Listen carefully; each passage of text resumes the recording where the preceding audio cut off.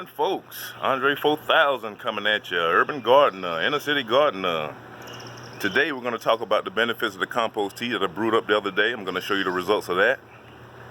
Fortunately, for the next 7 days, they're forecasting for about 80 degrees during the daytime and about 50 degrees during the night. Summertime plants love the warm conditions, so you're going to see some huge growth from the garden within the next couple days, well actually next week or so. A huge shout out to Cheryl's Food Forest on Instagram, not Instagram but YouTube. She shows a lot of support. She drops jewels on gardening, organic gardening, which is important to me. So y'all show her some love if you like. Learn to Grow on Instagram. Another young lady who's huge on organic gardening like myself. Show her some love because she shows me some love, and y'all learn a lot from her too. So let's get right into it. I'm going to tell you about well, let me show you. Here we go. All right, so with the compost tea, what happened was I got an explosion in the garden. So here is, as y'all know, the pineapple plant is doing all right. I don't expect to see any growth from this until maybe the next couple weeks or so. Right now, we are in a waning moon. What that means is we're approaching the full moon. When it's waxing, that means the full moon is leaving. So right now, you see a lot of growth from the plants too, because the closer we get to the full moon, the gravitational pull of the moon tends to affect plants. And how so? It affects the moisture in the soil and keeps it closer to the top. Keeps the soil and the moisture of the soil closer to the top here. And so it'll stay moist longer because the gravitational pull from the moon and the water keeps it up top, and the plants love that. So here's what we got with the bell pepper plant. As y'all can see, got blooms on it too. We got really it's like 1, 2, 3. Got 5 major shoots here. Since I topped, see I took the top of it right here off. Chopped that off, and we got 5 major shoots here. So watch how this explodes within the next week or so. I didn't hit this with the compost tea because right here, this part of the yard is real soggy. If I would have hit the compost tea, the pepper plants don't like it, a lot of water, so you want to keep the water to a minimum with them. So that's why I didn't hit it. But I'm gonna hit it next week with the compost tea, and watch that there. All right, on to the garden. Yesterday, when I got off work, what I did, I burned some wood and some sticks and some straw that I had in the backyard. I need to get rid of it. I'm gonna tell you about what's called biochar. Anytime you burn organic materials like wood, leaves, and whatnot, the ashes, what's really in the ashes is potassium, calcium, and other trace minerals, and it's all broken down. And once it's been burned, it's actually easily accessible for the plant. So what biochar is basically burnt wood. Oh, let me show you this, since we're here by the compost tea pile. Oh, damn, I can't show you that. All right. Microbes in the soil love burnt wood. Here's why. The little holes and stuff that's in burnt wood, what happens is they go in there and they live. It's like a little house for them.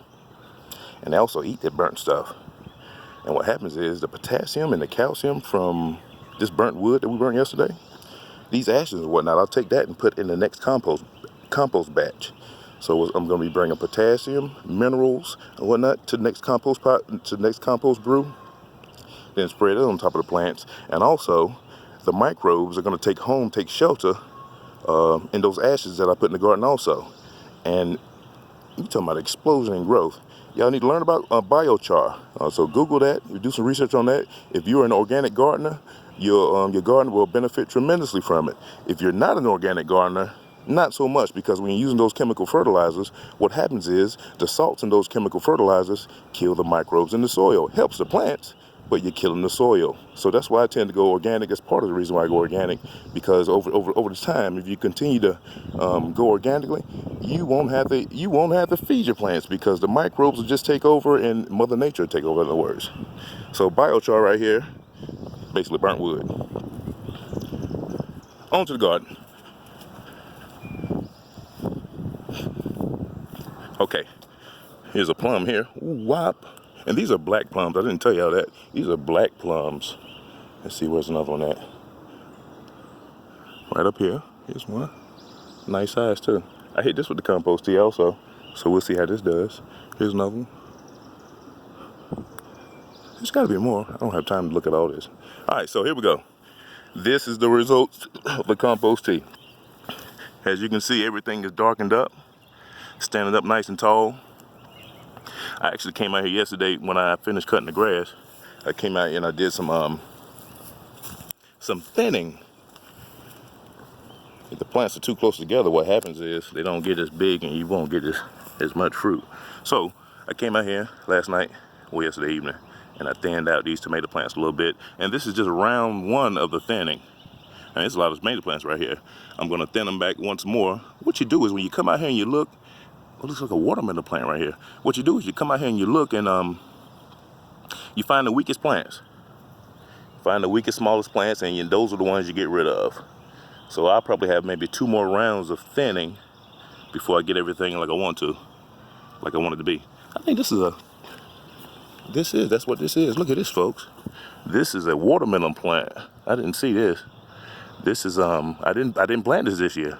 Apparently it was on top of the compost pile. Now that I think about it, I did throw watermelon out there. Holy smokes. Let me get this some light. Let me thin this back, cause I really want some watermelon this year. And I wanted to get all the light it can get. So we'll thin this back a little bit so she'll get some light. Yes, sir. Yes, sir. Oh, here's another one. I'll be damned. Right here. I don't know. A joker's I'm pushing 50 years old. And I tell you, I can't resist that hip hop music, that old trap hop especially. Y'all familiar with the group Amigos? Not Amigos, but Migos. A trio.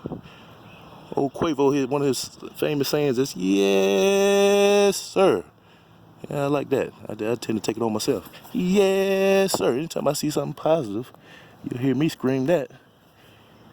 Yes, everything's doing all right here. And I'll be darned. 2 watermelon plants. What a surprise. What a surprise. All right, let's go to the side of the greenhouse.